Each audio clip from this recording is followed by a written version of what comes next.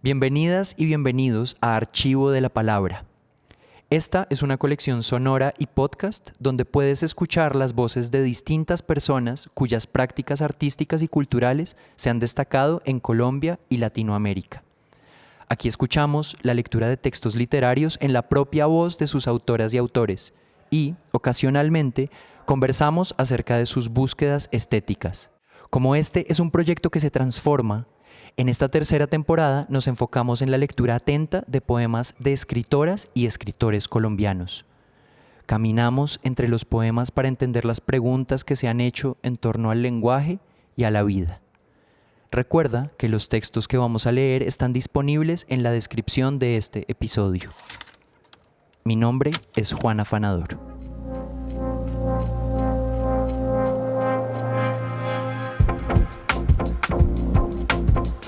Biblioteca Nacional de Colombia.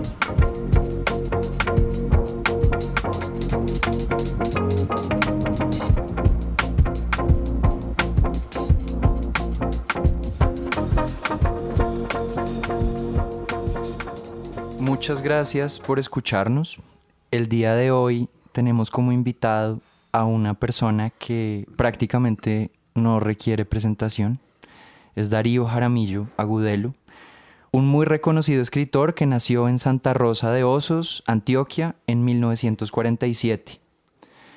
Darío Jaramillo ha ganado varios premios. En el 2018 fue galardonado con el Premio Internacional de Poesía Federico García Lorca y recientemente fue ganador del 5º Premio León de Greiff al Mérito Literario 2025.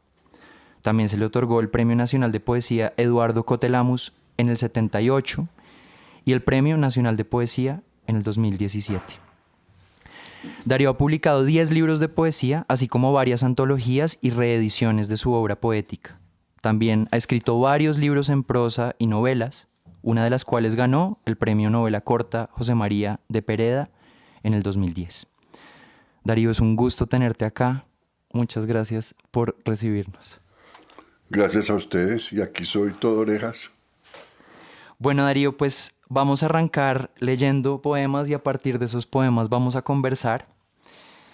Los primeros 2 poemas que quisiera que leyeras son Otra arte poética una, El tiempo, que hace parte del libro Tratado de Retórica o de la necesidad de la poesía de 1978.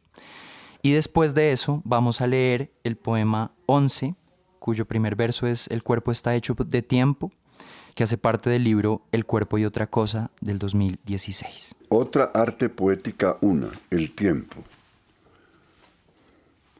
Sobre la geometría del tiempo, este poema que recorre la fría piel de los minutos que ni esperan ni acosan, sobre la línea de los días sembrados en la metálica luz de los muertos, florecidos a punta de tanta vida que recorre sus venas de clepsidra. Sobre el tiempo, este poema asomado de reojo a la muerte. Sobre el tiempo, hermano de la nada. Sobre el tiempo ingrávido, gravitando sobre mi cabeza y sobre la cabeza de mi hermano. Sobre el tiempo, este poema. Sobre el tiempo que camina por encima de las aguas y pasa a través de los blancos jardines de yeso de las regiones del norte. Sobre el tiempo olvidado de los juegos de la tortuga y Aquiles. Sobre el tiempo despiadado, el asombro impotente del poema. Sobre el silencio, que es la música del tiempo, terminado y constante y exacto. Teorema de las flores que nacen medidas por el día, teorema del deseo y de la culpa, capturados en el largo insomnio de la noche puntual, de la agorera lenta noche, sobre el tiempo inmensurable, midiendo el cambio de la piel de las serpientes, sangrando sobre la sombra del olvido, sobre el tiempo, este monótono poema, sobre el tiempo que continúa más allá de la vana palabra del poema. El cuerpo y otra cosa. Poema 11. El cuerpo está hecho de tiempo, tiempo inexorable, absurdamente simple, tiempo que no entiendo, tiempo curvo, tiempo hueco, ahora mismo hueco, tiempo con pasado y con mañana y con un hueco, tiempo con nada, tiempo sin hoy, en mis narices el hueco del presente capaz de no existir y de ser mi única existencia. Eso es el cuerpo hecho de tiempo, el cuerpo y esa otra cosa y esa otra, el cuerpo y el alma y esa otra, el cuerpo y el alma y la muerte que es cuando el tiempo ha dejado de pasarnos, el tiempo que es el cuerpo. Darío, muchas gracias. Bueno, en estos dos poemas aparece un asunto que me parece que es transversal a tu obra poética, y es esta pregunta sobre cómo el tiempo nos atraviesa por completo, cómo pasa por nuestro lenguaje, cómo pasa por nuestros cuerpos. Y es una relación ambigua, porque de algún modo tú dices que somos esos minutos que nos atraviesan, pero también a la vez esos minutos que nos atraviesan son aquello que nos deshace. Es decir, es lo que nos compone y lo que nos deshace a la vez. Y es también el tiempo, como ya lo has dicho en otras muchas partes, una experiencia de la discontinuidad. La pregunta que te quiero hacer, Darío, a propósito de estos dos poemas que acabamos de leer, es cómo vives tú la relación con el tiempo, tanto en la vida cotidiana como en la escritura. En la vida cotidiana es la metafísica más impenetrable. El tiempo es impenetrable, es inentendible. Yo no logro entenderlo. Y más cuando le cuentan a uno en ciertos momentos de la vida que es tan relativo como que mientras pasa un año aquí, en otra galaxia han pasado minutos y comienza uno a confundirse todavía más. Entonces lo primero es ese asombro metafísico de no entender lo que soy porque no entiendo ese territorio cronológico que vivo. Lo segundo, ya en la vida cotidiana, en la vida diaria, yo tengo como una obsesión ir contra la prisa, ir muy despacio, inclusive en mi mesa donde trabajo, en mi cuarto, tengo un aviso que dice ir muy despacio.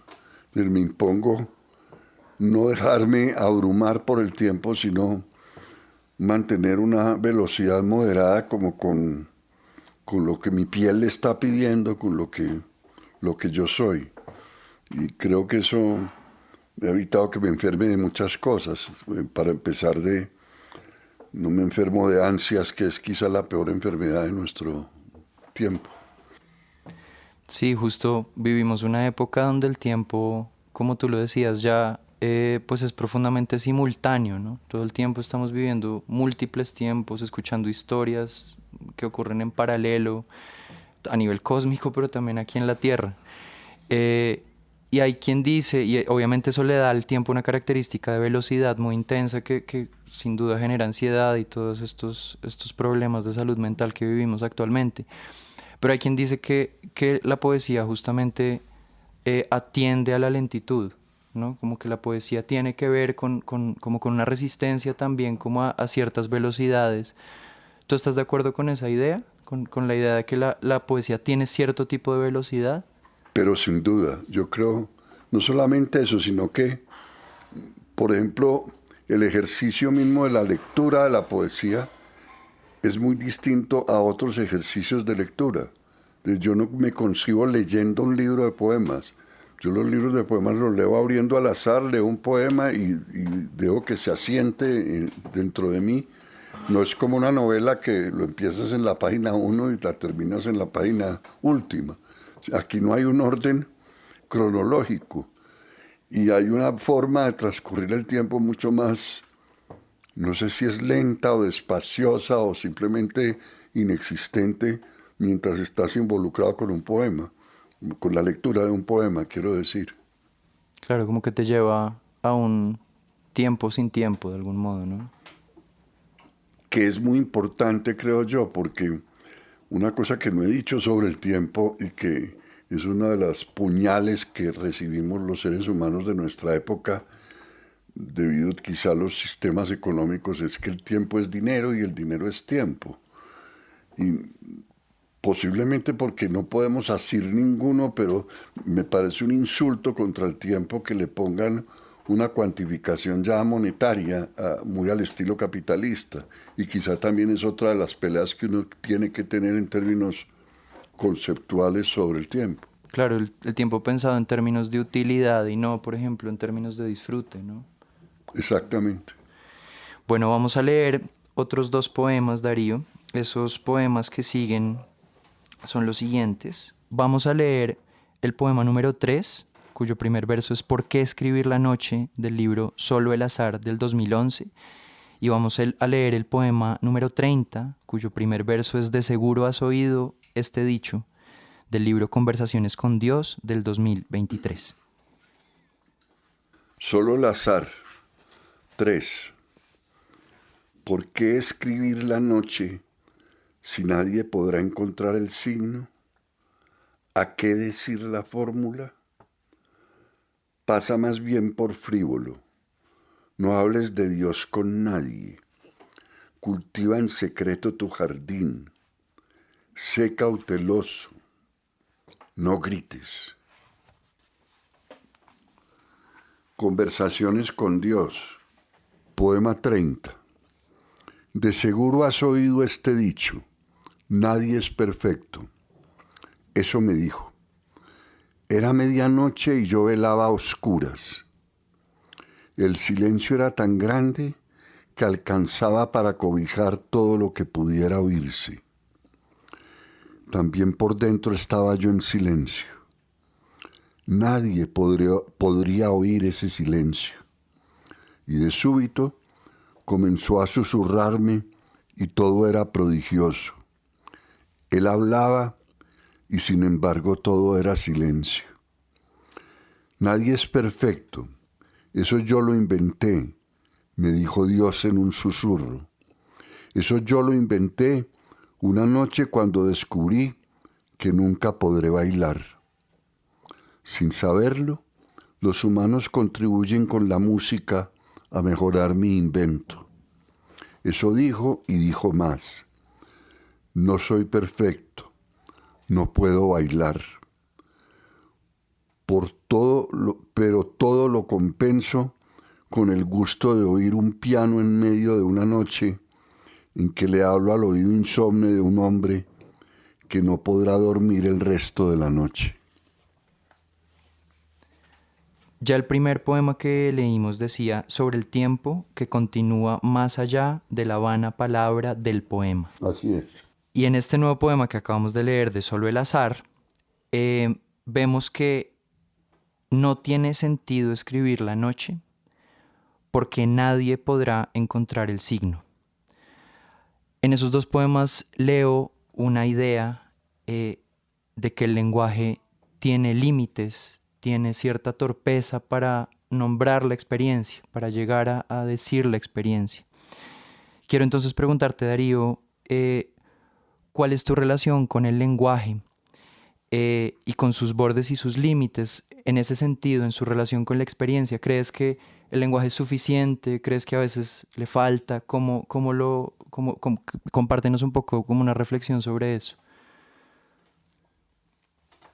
A ver a dónde llego partiendo de aquí, de que son dos universos, lo que llamamos realidad y lo que nombra esa realidad.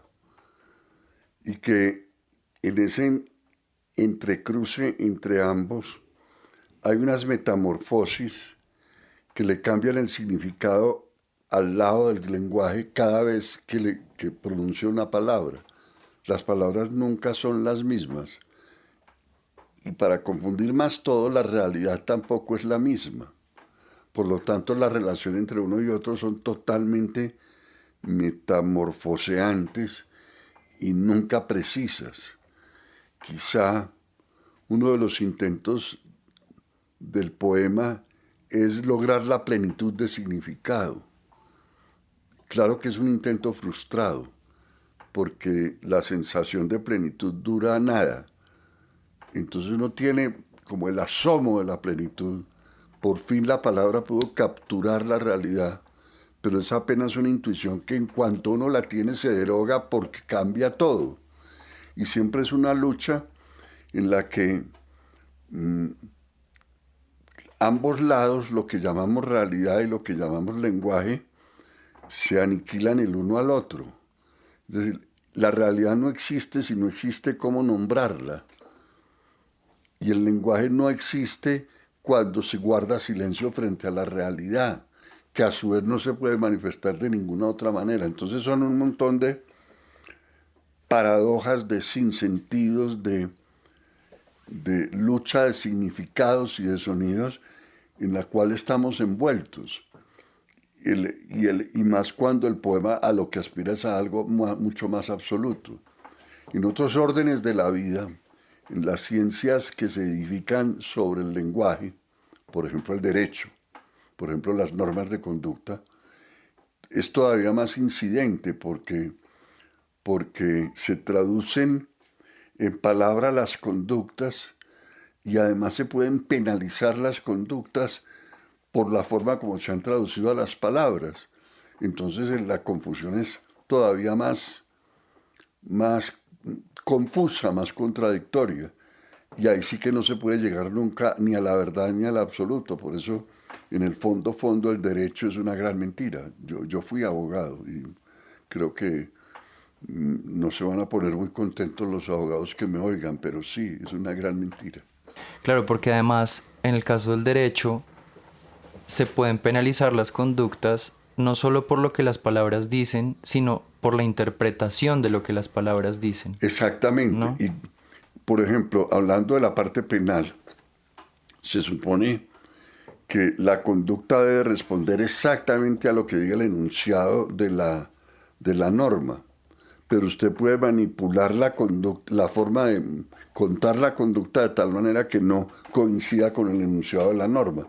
Y hasta el infinito se puede jugar ahí. Claro. Y de hecho, a eso juegan los abogados. Claro, por supuesto. Es como un juego de espejos en el que está la realidad, está la interpretación de la realidad, está el lenguaje, está la interpretación del lenguaje, ¿no? Entonces, los espejos se amplifican hasta el infinito. En tu libro que aquí tenemos, Historia de una pasión, un libro muy bonito que habla sobre la pasión que ha sido para ti la escritura, tú hablas de la escritura en algún momento como una lucha con las palabras. Yo te quería preguntar, ahorita que hablabas como de ese momento en que se alcanza a llegar a un instante de plenitud que luego se pierde, te quería preguntar cómo funcionan como las emociones y los afectos cuando escribes. Tú, es una experiencia alegre, es una experiencia difícil, es efectivamente como lo dices en Historia de una pasión, es un combate, lo ha seguido siendo, ha cambiado con el tiempo. Cuéntanos un poco sobre eso. Yo creo que es un combate, pero no es un combate sufriente, es todo lo contrario, porque como uno cree que encontró ya el puerto, siempre está alegrándose de algo que puede que no sea verdad, pero de todas maneras es un juego permanente. Y en el fondo, un poema es una carta que se escribe uno a uno mismo, a propósito de alguien otro o no, pero siempre uno está tratando como de leerse por dentro y siempre se está borrando lo que hay adentro como para ser leído. Entonces es una cosa eterna. Aparte, a mí me pasa con la poesía que yo no siempre estoy escribiendo poesía. La poesía se me aparece y pueden pasar años sin que se me aparezca. Entonces, mientras no se me aparece y soy solamente lector de poesía, no escritor de versos, la cosa es mucho más patética porque estoy valiéndome de los versos de otros para tratar de entenderme yo, seguramente de una manera muy distinta a como lo quería el otro que yo lo entendiera. Siempre que uno lee un poema, está leyendo un poema, el mismo poema, como cuando uno lo lee es siempre distinto a como lo leyó la vez anterior y así hasta el infinito. Claro, de acuerdo. Y volviendo un poco a esa pregunta, como sobre la plenitud, quisiera que fuéramos a una dimensión del segundo poema que leíste de Conversaciones con Dios, y es como la relación con lo trascendente, Darío. Me parece muy interesante porque a lo largo de tu obra tú en distintos momentos hablas de Dios, eh, y en algunos momentos, como el primer poema que leíste, pareciera ser una experiencia mucho más privada y llena de misterio. Pero luego, en conversaciones con Dios, vemos que aparece el humor, aparece justamente no solo el humor, sino incluso diría la imperfección y la finitud de Dios, ¿no? Dios dice, no soy perfecto porque no puedo bailar, que en últimas nos está diciendo, no tengo un cuerpo, no puedo acceder a ese goce al que ustedes los humanos pueden acceder. Entonces me parece interesante, Darío, que nos cuentes un poco sobre cómo ha funcionado a lo largo de tu obra esas tensiones entre lo trascendente y lo profano, entre lo elevado y el humor, en relación también, por supuesto, con la poesía. Yo no sé si es a lo largo de mi obra, pero es la sensación que yo tengo desde hace algún tiempo con todo lo trascendente. Y es que nos educaron en una cultura en que Dios es una especie de juez que condena. Es como el dueño del pecado, finalmente.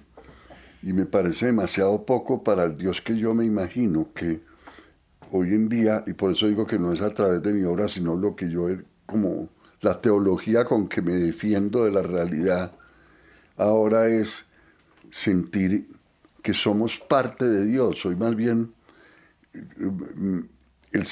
Dios no es una persona, que además es una forma de humanizar a Dios, sino es mucho más que una persona, es una realidad invisible y constante de la cual yo formo parte. Y cuando me muera, seguramente eso que llaman alma irá a sumarse de nuevo a esa totalidad que es la energía, lo invisible, lo que trasciende más allá de la materia. Pero son simplemente creencias con las que uno va construyendo su realidad, seguramente sin estar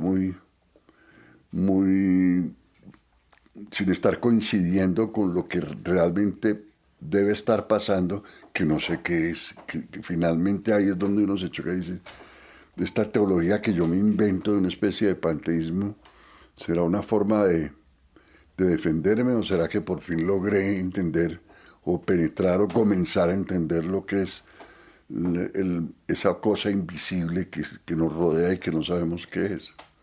Claro, pero digamos que esa es como la forma en que tú experimentas como una suerte de, podríamos llamarlo espiritualidad en tu cotidianidad y como esa espiritualidad que has construido.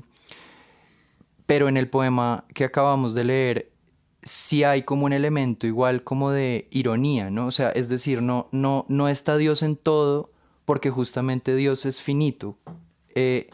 ¿Cómo dialoga eso con esto que nos acabas de contar, como de esa forma de aproximarte al mundo como más panteísta o más animista quizás? Lo que estoy diciendo ahí es que si separamos a Dios como un ente y hay creador y creación, pues ese Dios que crea una creación, una realidad material, es ajeno, finalmente es distinto, no completa todo. En cambio, a lo que yo quiero llegar es a que no se puede distinguir entre creador y creación. La creación es parte del creador, el creador es parte de la creación. Todas estas son construcciones de un insomne profesional, pero porque no creo estar, o no creo poder decir que encontré la realidad de todo aquello. Tal vez lo que estoy diciendo con eso es que soy un metafísico que se pasa el tiempo tratando de resolver unos problemas que no se pueden resolver en vista de que los problemas que sí se pueden resolver no me interesan. Claro, y además es muy interesante, ya entiendo para dónde va la cosa, porque un poco el poema nos está planteando la premisa de que si es verdad que ese Dios es una cosa aparte a nosotros, entonces vemos su finitud. Pero si lo contrario es cierto, ¿no? Entonces Dios de repente está en el baile, Dios está en la música, Dios está en ese gozo que tú narras con tanta No solamente está solvencia. en el baile, Dios es el baile, Dios es la música. Claro. Así como es el oyente de la música o el que está bailando. Ahora vamos a leer entonces, Darío, el poema 13, cuyo primer verso es Primero está la soledad, del libro Poemas de Amor, publicado en 1986. 13. Primero está la soledad, en las entrañas y en el centro del alma.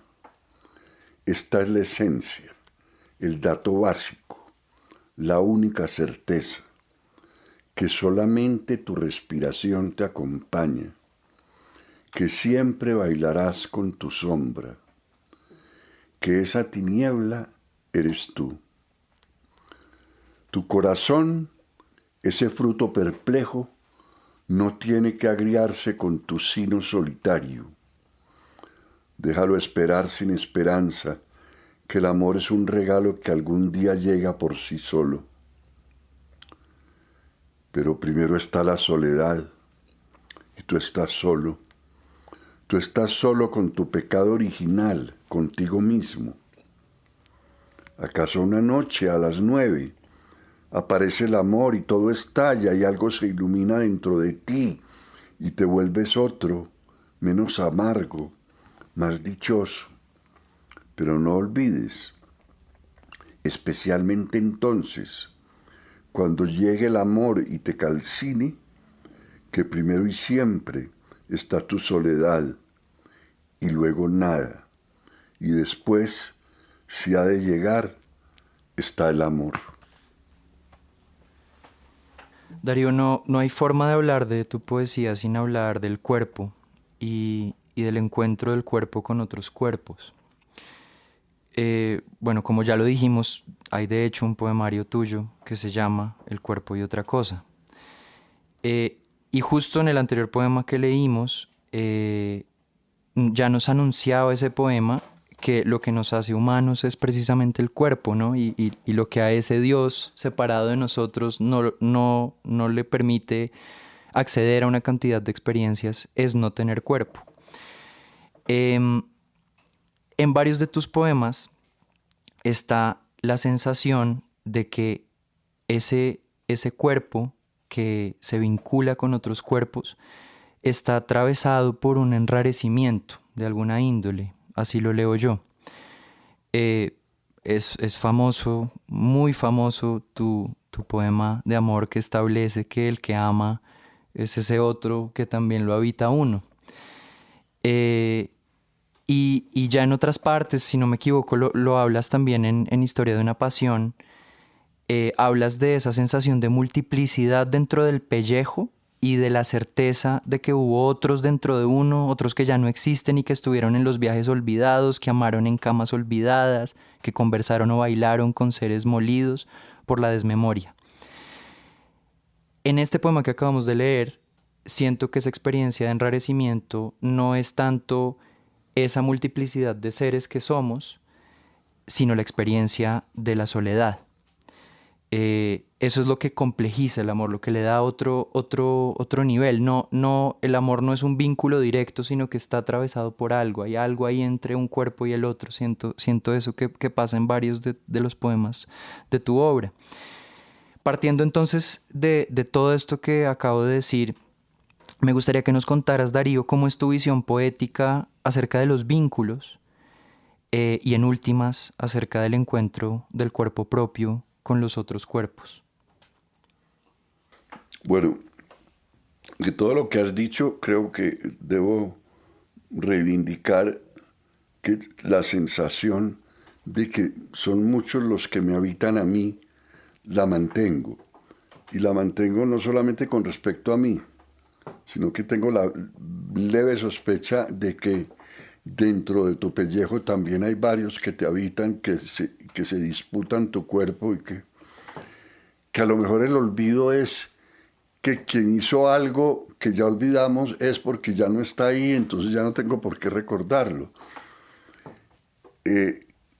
Eso no quita que este cuerpo, habitado por quien o quienes sean, tenga unas sensaciones límites en el contacto con otro cuerpo. Hablo del acto sexual más que del amor. El amor, si está dentro del acto sexual, todavía potencia mucho más esa relación. Y hace que uno se salga de uno muy conscientemente a otra dimensión, que no necesariamente es la pareja con la que uno está, es un universo más amplio. Y vuelvo a mi sensación de que hay una totalidad, una palabra que habría que escribir con mayúsculas, una totalidad a la cual uno pertenece y que se manifiesta en el orgasmo, que se manifiesta en el momento cumbre del amor físico. Claro, y esa experiencia límite que mencionabas, tiene entonces pequeños momentos en que se desvanece el límite, ¿no? Como este que acabas de señalar, ¿no? Es decir, si hay como una naturaleza del vínculo con las otras personas que está atravesado por un límite inconmensurable, que es también un poco el límite del lenguaje, el límite del mundo, pero hay pequeños puentes, ¿no? Pequeños destellos que ocurren. Pero no se juntan los dos, sino que ambos acceden a una otra realidad, en que esos dos no existen como dos, sino como uno solo. Claro, dejan de ser ellos mismos. Exacto.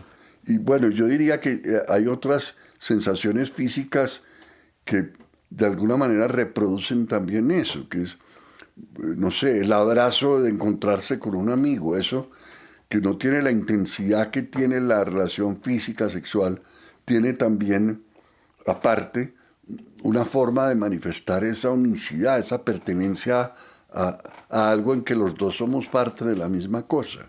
Claro, qué lindo. Es como que es un juego en el que la decisión y la experiencia, digamos, de dolor y de angustia que produce el fragmento, que es la singularidad, de alguna manera es transformada en el plural. Claro. En ese nosotros al que accedemos a través de ciertas experiencias. Con una paradoja.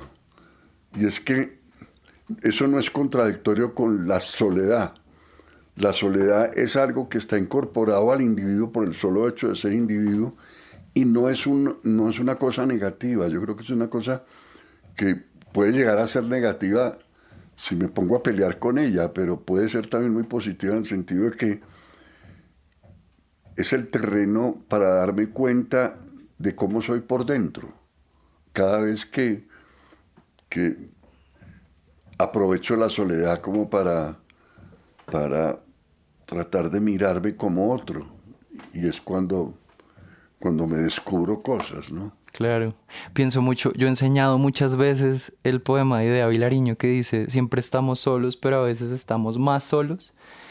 Y ha sido muy interesante en la conversación sobre ese poema porque nos preguntamos siempre si esa conjunción adversativa, o sea, el pero, es algo negativo. Nos está llevando a decir, ese pero a veces estamos más solos, nos está hablando de una experiencia negativa o no, tal vez no.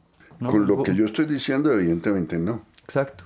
En realidad, la soledad es, un poco como nos dice tu poema, es esta experiencia primigenia, pero hay ahí una cosa intensa y profunda e importante de lo que significa ser humano, ¿no? Claro.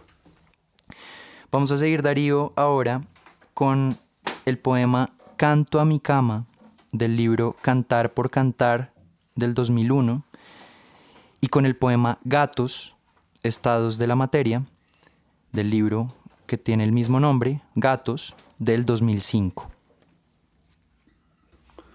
Canto a mi cama. Mi cama es la cama de todos los días. Aprendí hace mucho las sombras que se ven desde mi cama. A tientas llego fácil en mi cama al volumen de la música, al switch de la lámpara, a mis gafas.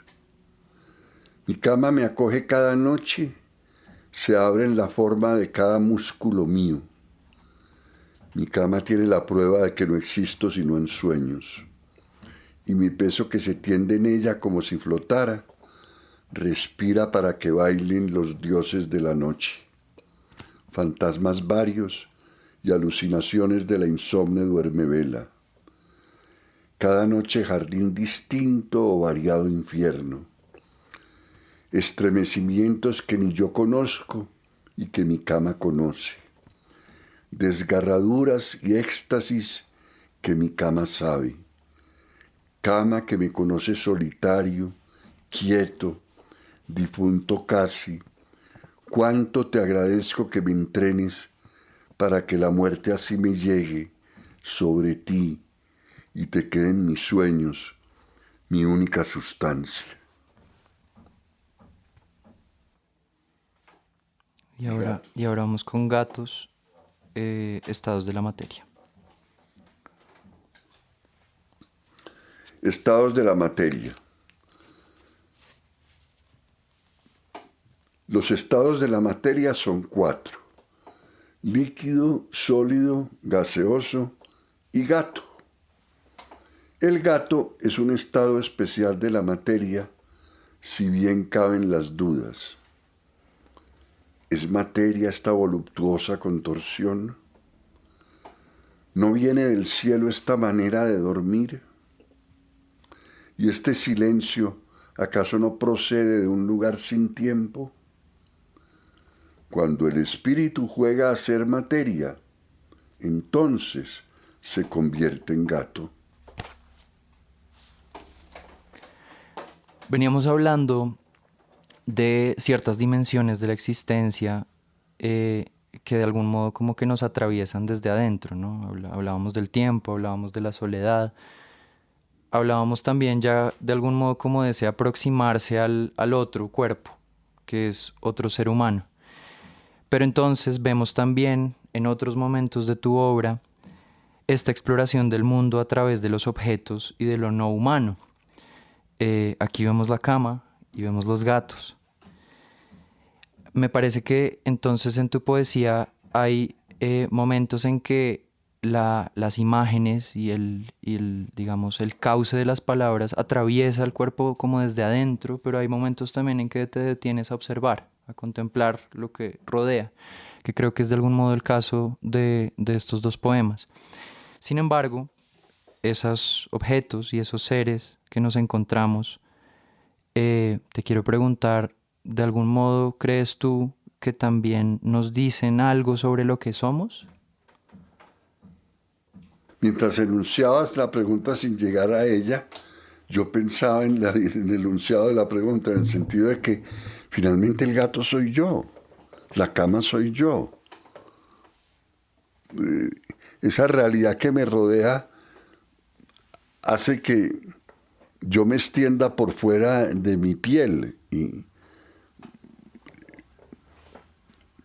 por ejemplo, cuando uno lee un libro, el libro se vuelve parte de uno en todos los sentidos. Es decir, comienza por ser el material que uno lee, pero termina a ser también como una relación amorosa con el objeto libro que tengo entre las dos manos y que se vuelve parte mía. Yo creo que eso, o mientras como, o mientras estoy en la cama, o mientras peleo con un gato. Tiene que ver también con esto que hablabas ahorita, de que escribir un poco es como escribirse una carta a uno mismo constantemente, Sí, ¿no? Es porfueriarse. Está buena esa palabra, es forferiarse, claro, y de algún modo siempre cuando uno trata de aproximarse a las cosas del mundo, así estén afuera o aparentemente afuera, en últimas son como una suerte de espejos, ¿no? Como que al final están revelando y como todo espejo tienen rayaduras y soy lo que soy. claro. Y a la vez, digamos, ese diálogo con las cosas te define, pero a la vez también te transforma, ¿no? Como tú lo decías ahorita con los libros. Sin duda, sin duda. Vamos a leer un poema ahora, Darío, que va por el lado justamente de la contemplación, que habla sobre un elemento por fuera del yo, que es el poema Yarumo. Pero este poema tiene una particularidad, y es que este poema, si bien lo escribiste tú, lo escribió también otro, que es Sebastián Uribe Reilly, porque este poema no hace parte de un poemario, sino que este poema hace parte de un libro de narrativa. Entonces, y hace parte no solo de un libro de narrativa, que es La Voz Interior, sino que además hace parte de un libro ficcionado en esa narrativa que se llama Liturgia de los Bosques. Entonces, léelo primero y ya vamos hacia donde vamos con la pregunta. Yarumo, árbol de aluminio, yarumo metálico, liviana torre eléctrica, yarumo nunca cerca de otro yarumo, yarumo isla, mancha plateada. El yarumo es la protesta de todos los colores contra el verde. Bajo la luz de la luna, el yarumo es el fantasma del mercurio, su halo tembloroso y brillante. Es un muy bello poema, Darío, y quisiera preguntarte, justamente en ese juego de realidades que tú planteas a lo largo de tu obra, entre la narrativa, entre la poesía, entre la ficción y entre la realidad, eh, te quiero preguntar en particular por ese poema, ¿cómo funciona esta voz en este, tanto en este poema como en otros que también, por ejemplo, yo estoy leyendo aquí mientras grabamos de tu antología más reciente, publicada por el Fondo de Cultura Económica, y allí también tú decides publicar poemas de Juan Esteban, que es un personaje de Cartas Cruzadas. Entonces, un poco lo que me gustaría que conversáramos, Darío, es en qué medida esos son poemas tuyos, en qué medida son otros, en qué medida son heterónimos, cómo funciona esa suerte de juegos y de registros que se entrelazan la ficción y la realidad. Cartas Cruzadas, perdón, La voz interior es una novela, es decir, es una historia imaginada. Es la biografía de un escritor que inventaba escritores. Quien lea esa novela lee una primera parte donde se cuenta la vida de Sebastián y la segunda parte donde están cosas que escribió Sebastián de muchos autores. Él inventaba autores y escribía las cosas que... Con su nombre, Sebastián, el único libro que publicó en la vida fue Liturgia de los Bosques, donde está Yarumo. El resto de la vida, él lo publicó muy joven, el resto de la vida se la pasó yendo a las bibliotecas de los amigos a robarse los ejemplares porque le daba pena ese libro y no quería que existiera. Yo creo sinceramente que mientras todo esto ocurre, yo soy Sebastián. Pero no soy Darío, soy Sebastián, entonces escribo como Sebastián. Entonces mi aspiración ya en términos retóricos sería escribir no como escribe Darío, sino como escribe Sebastián. Así como Sebastián cuando escribe, para seguir ad infinitum con la historia, cuando escribe los textos de una chica o de un chico autor que estén ahí, él no es Sebastián, él es ese otro escritor con el que está escribiendo y está tratando de... Uno de los intentos que yo hago ya como taller es que el ritmo de la lectura, el ritmo del texto, no sea el ritmo de Darío, sino que tenga un ritmo específico que es el de Sebastián. Y así con cada uno de los autores procuro inventarme un ritmo distinto. Yo no sé si son inventos mientras escribo o si la cosa funciona así, pero es lo que procuro. Y eso obedece a algo que decía yo hace un rato, y es que pues hay muchos que han pasado por mí, en cierto momento sin duda fui Sebastián. Siempre pensé en las novelas que he escrito, además, que es un remedio. Las novelas son, quien las escribe, son una terapia sobre o contra la esquizofrenia. Uno es los personajes. Y tiene que ser cada uno de los personajes distinto del otro. Y hablar distinto del otro. Y ser distinto del otro. Eso incrustado dentro de la lógica de que hay otros muchos que están adentro. Pues saquémoslos.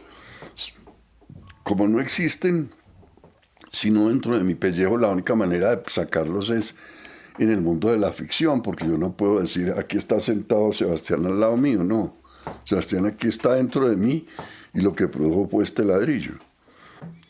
Porque es muy bella la paradoja que estamos planteando, porque íbamos caminando ahora un poco como hacia una idea más integradora, si se quiere, de que todo lo que nos rodeaba era un poco un espejo que remitía al yo.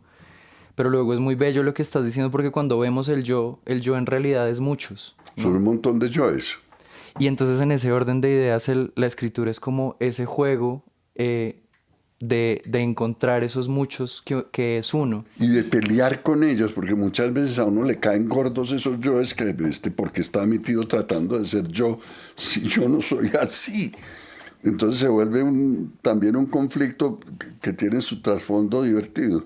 Y por ejemplo, en alguno de esos libros, ¿te has sentido incómodo con esa voz que creaste? Es decir, Sí, con esa sin voz duda. ficcionada. No voy a contar qué personajes, pero sin duda me ha pasado.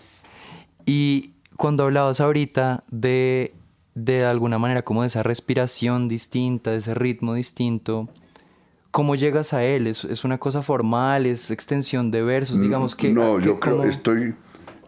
estoy tratando de conocer a ese yo que está manifestándose con el nombre de Sebastián y veo cómo habla porque le oigo. Entonces trato de copiar ese ritmo verbal. Cada uno lo tiene distinto, cada uno hace los énfasis y los énfasis distintos cuando habla. Y es lo que quisiera que fuera el signo distintivo de que es otra persona. Darío, pues muchas gracias por esta conversación tan interesante. Creo que hemos recorrido una cantidad de aspectos muy diversos de tu obra y es un gusto tenerte en Archivo de la Palabra. Muchas gracias. Qué montón de mentiras en tan poquito rato, ¿no? Buenísimo, de eso se trata la literatura. ¿Sí o no? Exactamente. Gracias por escucharnos.